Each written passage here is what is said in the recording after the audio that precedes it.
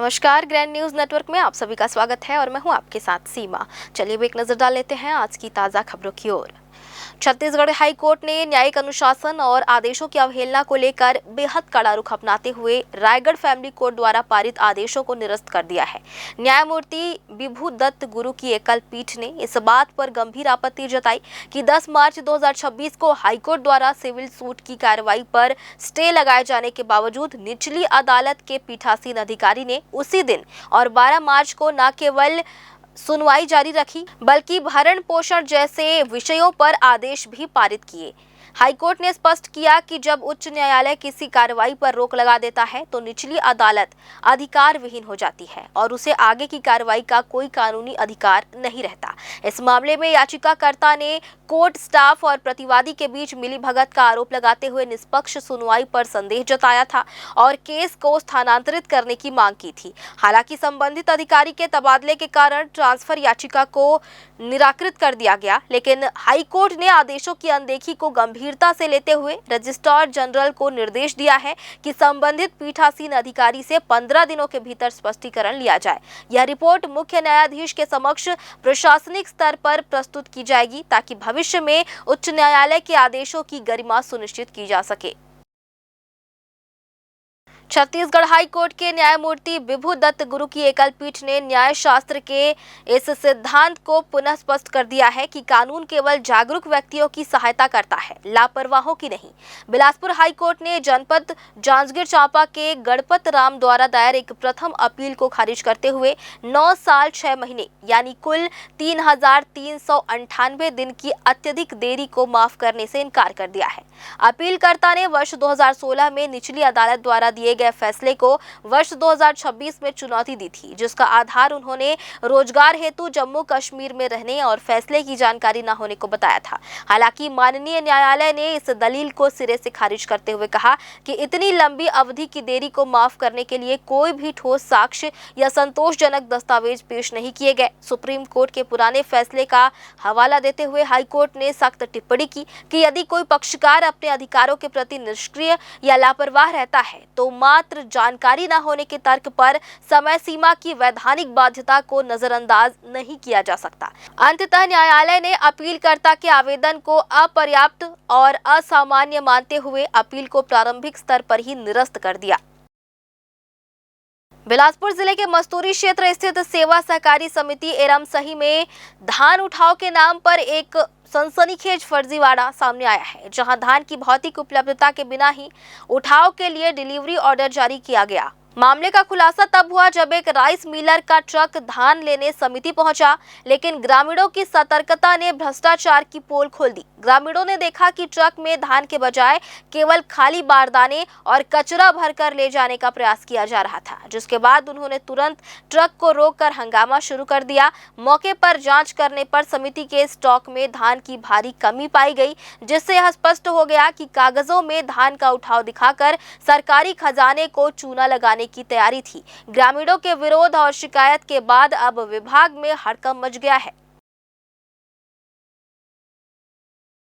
बिलासपुर के रतनपुर थाना क्षेत्र अंतर्गत आने वाले ग्राम लालपुर में सोमवार दोपहर उस वक्त अफरा तफरी मच गई जब एक निजी प्लॉट में रखे पैरा पराली के विशाल भंडार में अचानक भीषण आग लग गई। बायोगैस निर्माण और अन्य व्यावसायिक उद्देश्यों के लिए संग्रहित किए गए ये पैरा बंडल देखते ही देखते आग की लपटों में घिर गए और कुछ ही मिनटों में आग ने इतना विकराल रूप धारण कर लिया कि आसपास के इलाकों में धुएं का गुबार छा गया।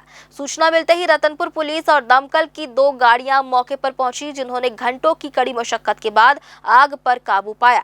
इस अग्निकांड में सैकड़ों ट्रक पैरा जलकर पूरी तरह राख हो गया, जिससे संचालक को लाखों रुपए की आर्थिक क्षति होने का अनुमान है। हालांकि प्रशासन ने मुस्तैदी दिखाते हुए समय रहते आसपास के क्षेत्र को खाली करा लिया था, जिससे किसी भी प्रकार की जनहानि नहीं हुई। प्राथमिक जांच में भी भीषण गर्मी और सूखे चारे के घर्षण से स्वतः आग लगने की संभावना जताई जा रही है। फिर भी पुलिस आग लगने के वास्तविक कारणों का पता लगाने में जुट गई है। बिलासपुर के सकरी थाना क्षेत्र के अंतर्गत आने वाले आवास पारा पिंडारी में मामूली विवाद ने उस वक्त खूनी रूप ले लिया जब पड़ोसियों ने एकजुट होकर एक परिवार पर प्राण घातक हमला कर दिया। घटना 6 अप्रैल की रात करीब 7:30 बजे की है, जब प्रार्थी राजा बघेल के परिवार के लोग घर के बाहर खड़े थे। तभी पड़ोस में रहने वाले अर्जुन, लक्ष्मण, दिलीप और सुमित्रा बघेल ने गाली गलौज करते हुए विवाद शुरू कर दिया। विरोध करने पर सभी आरोपी धारदार हथियार और लाठियों से लैस होकर आए और प्रार्थी के परिवार के साथ मारपीट करते हुए उन्हें जान से मारने की धमकी देने लगे। इस हमले में बीच बचाव करने पहुंचे प्रार्थी समेत कई लोग घायल हुए हैं, जिनमें उषा बघेल की हालत गंभीर है और उनका उपचार सिम्स अस्पताल बिलासपुर में चल रहा है। मामले की गंभीरता को देखते हुए सकरी पुलिस ने त्वरित कार्रवाई की और हमले में शामिल 4 मुख्य आरोपियों सहित एक नाबालिग को हिरासत में ले लिया है। पुलिस ने सभी आरोपियों के खिलाफ गंभीर धाराओं के तहत मामला दर्ज कर उन्हें न्यायिक रिमांड पर जेल भेज दिया है और मामले की आगे की कानूनी प्रक्रिया जारी है।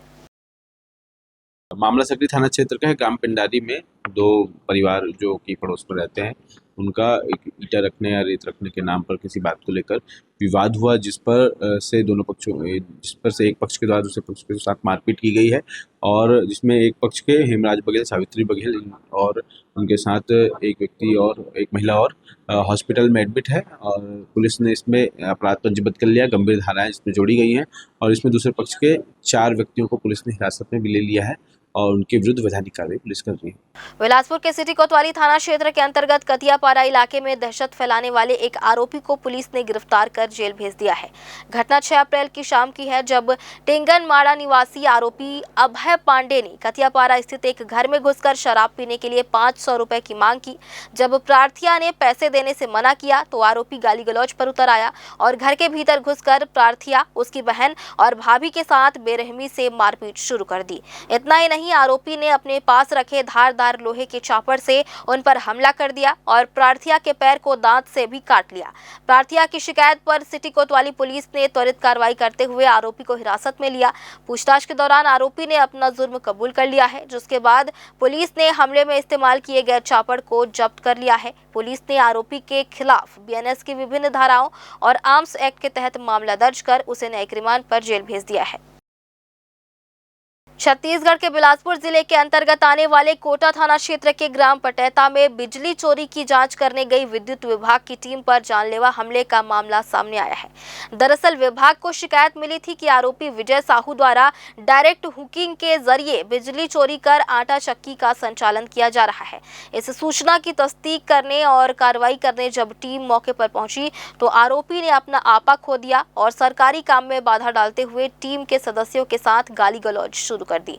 विवाद इतना बढ़ा कि आरोपी विजय साहू ने लाइनमैन शिवशंकर बिंजवार के साथ मारपीट कर दी, जिससे मौके पर अफरा तफरी मच गई। घटना के बाद पीड़ित कर्मचारियों ने कोटा थाने में इसकी शिकायत दर्ज कराई, जिसके आधार पर पुलिस ने आरोपी विजय साहू के खिलाफ एफआईआर दर्ज कर ली है और आरोपियों की तलाश में जुट गई है। और फिलहाल आज की ताज़ा खबरों में बस इतना ही। आगे भी खबरें जारी रहेंगी। बने रहिए ग्रैंड न्यूज़ नेटवर्क के साथ।